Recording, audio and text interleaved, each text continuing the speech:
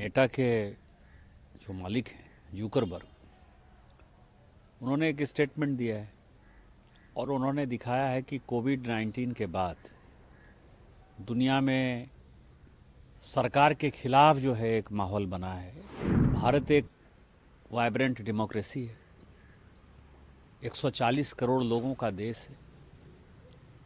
आज़ादी के बाद दूसरी ऐसी सरकार है जिसको कि जनता ने तीसरी बार चुनकर भेजा है। तो ये जो बयान है जुकरबर्ग का, ये अपने आप में अलार्मिंग है। महिलाओं के बारे में उनका दुराग्रह है, महिलाओं के बारे में उल्टी पुल्टी बातें होती है, बच्चों के बारे में उल्टी पुल्टी बातें होती हैं। ऑस्ट्रेलिया ने देखा आपने कि 18 साल से कम बच्चों को जो है सोशल मीडिया प्लेटफॉर्म पर जाना मना कर दिया है।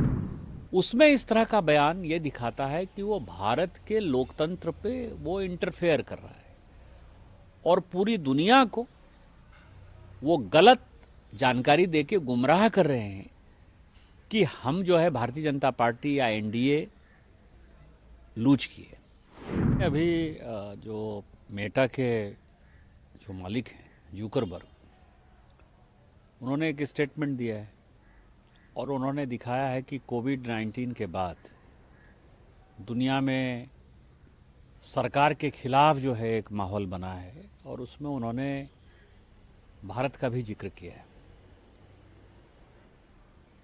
अब भारत एक वाइब्रेंट डेमोक्रेसी है, 140 करोड़ लोगों का देश है।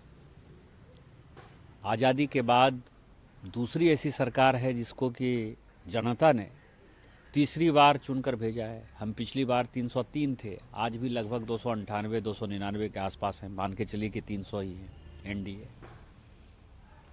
तो ये जो बयान है जुकरबर्ग का, ये अपने आप में अलार्मिंग है, क्योंकि पूरी दुनिया में ये माहौल चल रहा है कि जो सोशल मीडिया प्लेटफॉर्म्स हैं, एक तो महिलाओं के बारे में उनका दुराग्रह है, महिलाओं के बारे में उल्टी पुल्टी बातें होती है, बच्चों के बारे में उल्टी पुल्टी बातें होती हैं। ऑस्ट्रेलिया ने देखा आपने कि 18 साल से कम बच्चों को जो है सोशल मीडिया प्लेटफॉर्म पर जाना मना कर दिया है। दूसरा वो पॉलिटी जो है, जो पॉलिटिक्स है, जो सोशल लाइफ है, वो प्रभावित करता है। ये पूरे दुनिया में इस तरह की बातें चल रही है, खासकर आर्टिफिशियल इंटेलिजेंस के बाद ये चीज़ें और भी प्रभावी हो गई हैं। उसमें इस तरह का बयान ये दिखाता है कि वो भारत के लोकतंत्र पे वो इंटरफेयर कर रहा है और पूरी दुनिया को वो गलत जानकारी देके गुमराह कर रहे हैं कि हम जो है भारतीय जनता पार्टी या एनडीए लूज किए। तो इस कारण से 140 करोड़ लोगों का रिप्रेजेंट करती है भारतीय संसद।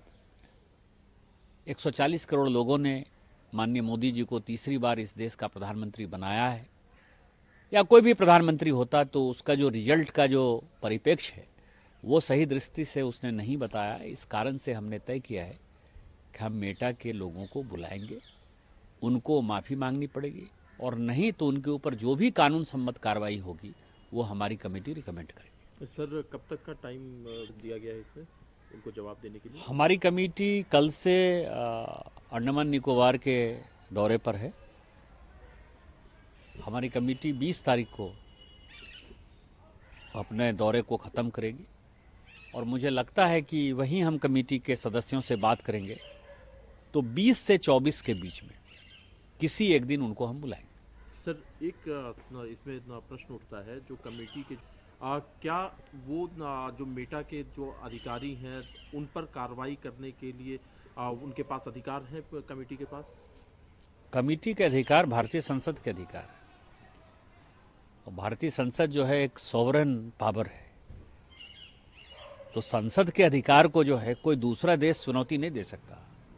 यदि भारतीय संसद चाहे तो वो कोई भी डिसीजन ले सकता है। आप समझिए, ऑस्ट्रेलिया में ये लड़ाई हुई कि आप पब्लिशर हैं कि इंटरमीडियरी हैं, आपको पैसा देना पड़ेगा, और ऑस्ट्रेलिया की संसद ने यह तय कर दिया कि आप पब्लिशर हैं, आपको पैसा देना पड़ेगा। अमेरिकी संसद ने जो है यदि इनके ऊपर टैक्स लगाया तो इनको टैक्स देना पड़ा, नहीं चाहते हुए भी इनको टैक्स देना पड़ा। तो इसीलिए सभी, जिस तरह से अमेरिका स्वायत्त है, सॉवरन है, सार्वभौम है, ऑस्ट्रेलिया सार्वभौम है, यूके सार्वभौम है, उसी तरह से हमारी डेमोक्रेसी सार्वभौम है।